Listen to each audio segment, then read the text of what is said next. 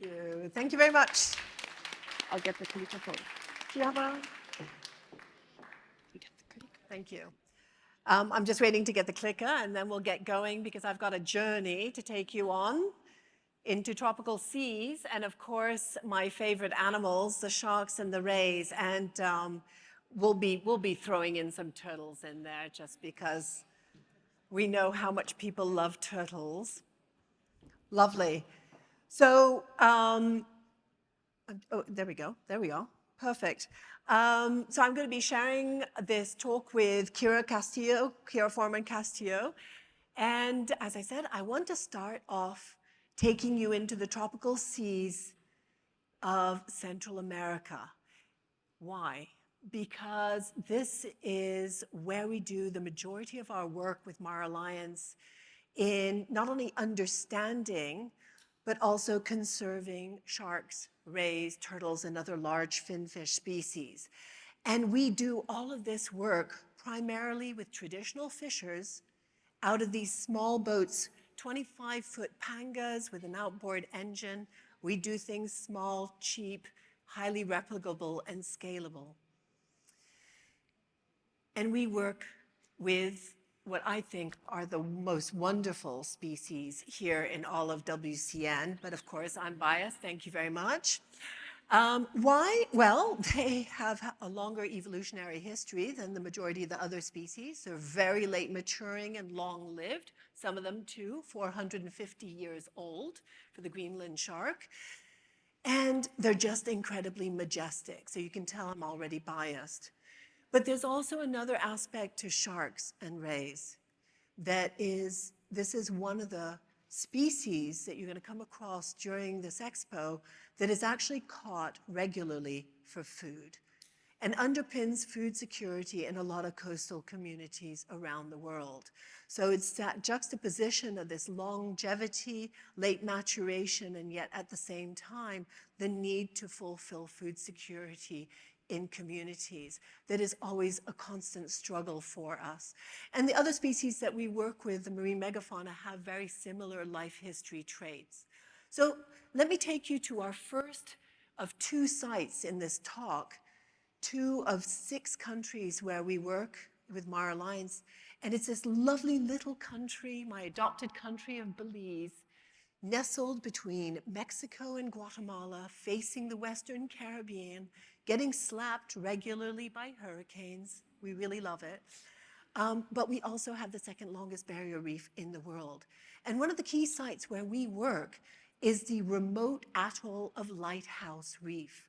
And you say, why is this important? Because what we have found through science in other parts of the world and what we're increasingly discovering in our entire Caribbean region is the more remote the site, the more likelihood that you will have sharks, and you will have quite a few sharks. But when we first started working at Lighthouse Reef Atoll in 2004 to figure out what kind of sharks did we have, how many did we have, we actually found the abundance to be very, very low. But we stuck to it, working with traditional fishers, many of whom had previously fished sharks, and who are now really engaged in seeing how they could contribute to conserving not just sharks, but other large, long-lived species, the rays, the turtles, and such. And the kings and queens of Lighthouse Reef Atoll are the Caribbean reef sharks, growing to almost 10 feet in length. They mature at about 6, 7 years old. They might be able to actually live over 40 years. Some people say 15, 20, but actually we're estimating more than 40. So these far surpass many of the marine mammals or even terrestrial mammals that we're also enamored with. Again, I'm biased. I love sharks. Sorry for the cheetah people, etc. So we established this baseline back in 2004, and then we've committed to this very long-term monitoring with traditional fishers and the managers of these key sites in Lighthouse Reef Atoll. You might know if you're a scuba diver, Blue Hole Natural Monument is a key area, because conservation takes a long time. It's a marathon. You need to be able to see trends over time, and you need to be able to repeat your measurements and preferably engage a lot of people while doing it. And you might ask, well, how do we do this long-term monitoring to establish not only the baselines, but seeing the fluctuations in populations over time? We'd heard Shivani say there are 20,000 lions left. We don't even know how many sharks there are in the seas. We know we have 1,200 species of sharks and rays. We know that 78 million are fished out of the seas every single year. But we actually don't have a really good grip on what the populations are globally. So what you do is you use several techniques. And the 3 low-cost scalable techniques we use are being in the water with the sharks, but often the sharks are very shy and they don't even want to be near us. So how do we count them? We can't use that technique. So we use underwater camera traps. That works brilliantly. They're called BRUVs, baited remote underwater videos. And we also catch the animals. And yes, we have to use hooks. I have tried WhatsApp, I've tried emails. They do not respond, so we have to use hooks. But we have started a big trend in the shark world because we keep our sharks in the water. We keep them as low stress as possible. And because we work with traditional fishers who are used to killing sharks, they know how to work sharks very quickly. And the sense of satisfaction you can see with them when they actually release these animals live after they've been measured and tagged, sampled, and all the rest, we can work up a shark in a minute or 2. It's impressive when the animal is 6 to 10 feet long. This is just to give you an idea of what that looks like. And this is an incredible opportunity, not just to bring in the fishers and have this change of attitude and behavior in their fishing towards sharks, but it gives us an opportunity also to bring on board local students and get them inspired, and our supporters even come on board. You might even have some of them here in your crowd today who have had the firsthand experience of being able to actually handle sharks and other megafauna. And this is what a release looks like for a lovely Caribbean reef shark. And you see the conventional rototag on its dorsal fin. And what has this enabled us to do?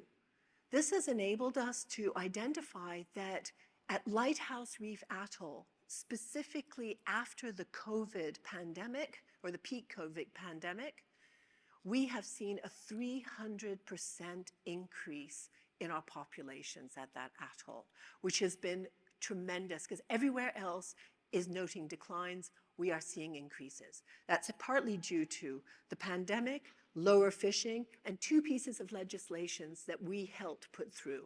One is prohibition of shark fishing in the atolls in Belize. The other one is the first national ban on fishing nets, which is huge. If you went to the Maricet talk, you know how damaging fishing nets are. And what we see for the first time ever is something like this, where we have 7 sharks in one frame for our underwater camera trap. So this is a huge moment of hope for us. And the work that we've done has also helped us understand the constructs, the social constructs that sharks have. They are like you and me. They prefer that restaurant during this period of the year to that restaurant. They like tacos, and then they like Italian. They also, it's like the big females will hang out in a certain area and say, no way, man, we don't want the males, or we don't want the juveniles, go find your other place. So we're really getting to understand their societies. And all of this work has helped us also see changes. You know, now that we don't have to deal with nets that entangle hammerheads and various other species, we're starting to see hammerheads that are critically endangered coming back from the brink. For the first time in 8 years, this year we managed to catch 2 great hammerheads and put satellite tags on them and be able to track them. And this is huge. 8 years it took us to get these 2 animals because there have been so few of them about, and they are so rare now. So we work like a well-oiled machine, And here we are. We're gonna release This is filmed by one of our expeditioners, actually, phenomenal expeditioner, Mini Peris. We got Eduardo at the head of the hammer. I'm on the fin with Ivan, who used to also catch sharks. And there, right behind him, is his son. Look at how excited we are. We knew how exciting this was, and Rydell, who is right behind Ivan, who's got his hands up, he's the son of Ivan, and he said, "Estoy temblando, estoy temblando," and I'm trembling, and I said, "Why, Rydell?" And he goes, "This is one of the most emotional moments of my life," and so you really touch hearts and minds when you have this hands-on experience. And it's not just with hammerheads and sharks. I have to, unfortunately, cede the floor to turtles. They're not the brightest, but that's okay. I'm not going to get into a fight with Kira. Here's Kira. Yes. So, yes, unfortunately, we have to share the floor with turtles. You know, turtles are some of the most charismatic marine reptiles. And unlike sharks, they don't suffer from the same PR issues. Everybody loves turtles.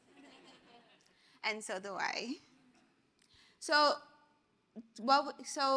in Belize, we're one of the few organizations who are doing in-water monitoring for sea turtles. There's a lot of information that we know about nesting females and the females because they come to land and everybody sees the cute little hatchling turtles. But it's really important that we look at what's going on with marine turtles in water. So using our same techniques that we use for sharks, we also employ them to do turtles. And why are we doing this? Because turtles globally, they are threatened and they face threats from coastal development. They're threatened by illegal fishing, even though they're protected in a lot of places, including Belize. There's threats from fishing, incidental capture by nets. So it's a good thing that we also have banned nets. It not only works for turtles, but for sharks, but also for turtles as well. But one of the biggest challenges we're having is climate change. That's one of the threats that we can't mitigate very well, and like we can put regulations for nets and for other things. When it comes to climate change, there's not a lot of mitigation that we can do. And this is important for us to look at when we think of a species like sea turtles because of their life history that's very complex, and their sex is determined by temperatures. So if the temperature is too high, we have more females. If it's too low, then we have more males. Right now, the trend that we're seeing is that we are getting a lot of female turtles. Most of the hatchlings are females. So what MarAlliance is doing is that we're looking at males in water. And why males? For several reasons. Belize is a perfect test site for us to do this because we have, as we've mentioned more than once, we don't have net fishing anymore, so there's not a lot of incidental catch. We also have, they're fully protected, and they're not a species that's targeted by fishers. How do I know this? I am the daughter of one of, and I hopefully, it's still former sea turtle fisherman in Belize. So my dad is well known. So I grew up around the industry, and I grew up knowing, what the techniques and what species they're target. And males are not one of their target species. So what we're doing is that we're putting satellite tags to look at the males and to find out what they're doing. Unlike the females, we don't know, do they migrate and go off all over the world like the females do? They don't come to nest on the nesting beach. So, we don't interact with males too often, and they're very big and heavy. So we tend to avoid, and I was one of those researchers who wasn't looking at the males per se, but now we realize that it is important. They are threatened because of the climate change impact. So we do need to look at what's going on with them. If you look at the picture here with the guys, and we work with the fishermen using their experience in captures, it takes about at least 4 or more, up to 6 guys to lift one of these males out of the water and carry them. So they're very big and heavy. So the guys, for them, it's also fun doing that. So these are the guys. We've just put a tag on this one, on this male, out in Lighthouse Reef. And here's a little video of them giving the release. And you'll see how we know when it's a male turtle in a second as it's being released. So for these guys, you see how hard it is for them to get it out the boat? It's extremely heavy. I couldn't do it without them. And this is how we know that it's a male. Look at that big tail. Males have much longer tails than the female does. So the work, our tagging work, has given us some really good unexpected results on the migration, things that we never knew before. Earlier this year, just at the start of the sea turtle nesting season, one of our males suddenly takes off, and we're like, where is he going? And he went all the way up to Mexico, to a well-known nesting beach that's studied very well in Mexico. The researchers there knew what's going on with the females. They know what species are nesting, but what they didn't know was that males from Belize are now going up there. And within a few days, another turtle that was tagged followed behind and went to the same area again. Another one that we tagged later on this year, just at the end of the nesting season, also surprised us because we tagged it in Lighthouse Reef, where we're doing all our long-term monitoring. And within a few days, we're like, wait, where are you heading off to? He then goes over to Honduras, and he's off up to now, it's been a few months, and he's been sitting there off the coast of Honduras, chilling out. So we're thinking that maybe he's a Honduran turtle that comes to Belize, makes his contribution to the population, and then goes back. So what will be interesting to note this year, as we approach the nesting season for 2024, will these males now move again? Is it something that they do every year? Is it something that they do every 2 years? For females, we know that they don't often nest every year. It's every 2 to 3 years. So are the males following that same pattern, or are they coming back more than once? So there's a lot of questions that we haven't answered, that we want to answer, and we're hoping that through this work that we can answer those questions. And what it also makes us note is that we need to look at conservation of these species as a transboundary issue. So we can't just work within Belize. This is our pilot site, but we'll need to start working with Mexico, with Honduras, and the other countries, because they're moving all over the place. So we're very excited to see where this will take us. Unfortunately, I need to give it back to the sharks. I'm sorry.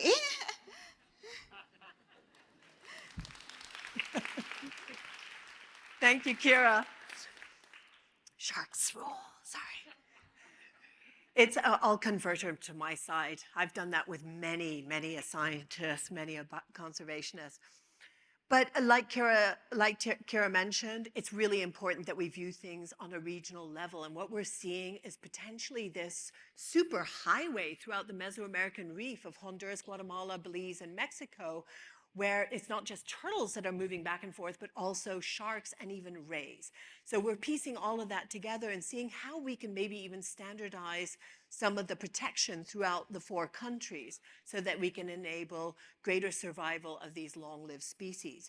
But I'm going to continue on the theme of migration, and I'm going to move you over, just think of that small boat chugging all the way to Panama's Darien. We're going to go over to the Pacific now. And the Darien Gap in Panama is best known for all of the human migration that's happening through Central America, South America into Central America and more. But this very remote site is also the site of one of the last lifeboat populations of the critically endangered large-toothed sawfish. This funny, funky-looking fish with a long rostrum and teeth on the side is indeed one of the most endangered vertebrates on the planet.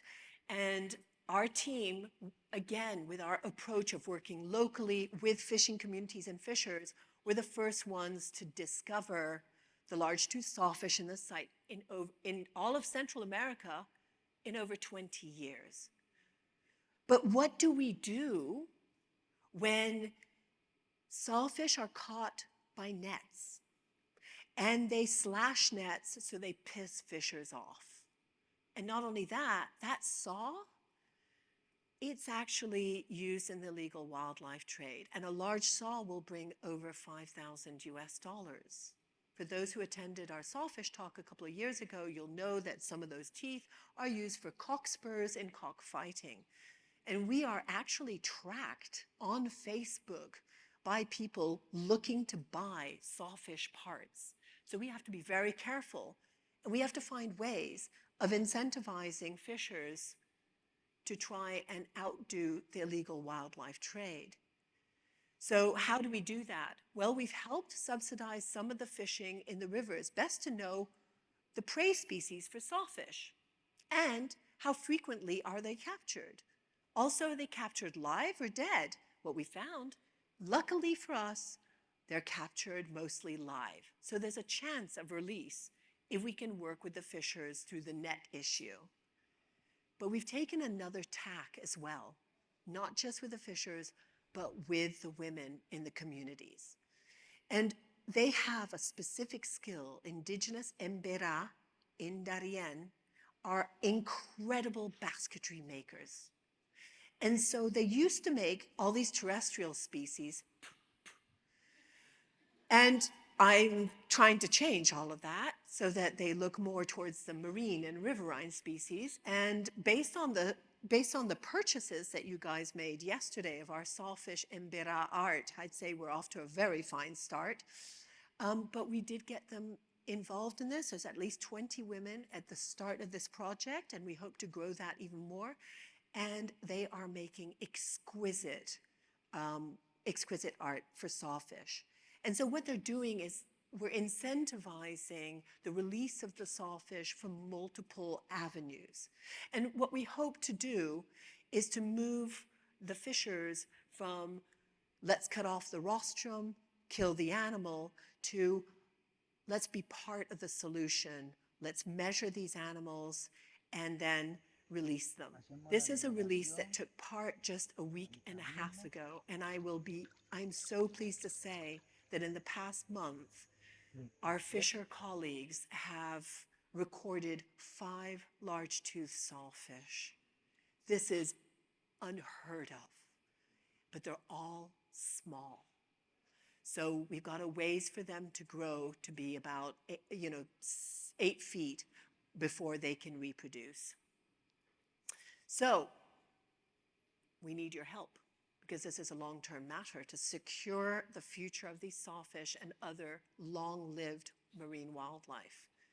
And I would really urge you to join us to help secure the long-term monitoring work that we do, to also join one of our expeditions, see firsthand how we work, our incredible team of traditional fishers, and support a scholarship. Rydell, Mr. Estoy Temblando, is desperate to go back to school, and we want to send him back to school. He's the next generation, and we need him. And if none of these are appealing to you, let me tell you, our team of committed and passionate and amazingly talented people, very diverse across the 9 countries where they come from, we all need support as well, because to find, hire, and retain talented people, you don't do that for nothing. And finally, I would leave you with these final notes, which is, whenever you're feeling uncertain about how life is going, and I know that life can be tough right now, we've got a lot of challenges, go to the sea. The sea will take care of you. And if you're like me, go to the sea and go see Rosie the reef shark in Lighthouse Reef. I've known her for 10 years, and every time I see her, she brings me massive joy. I'm not sure she actually recognizes me. That's okay. But I know her, and she brings me huge joy. And this is what sharks can bring all of us. And so I urge you to do whatever you can to conserve them moving forward. Thank you.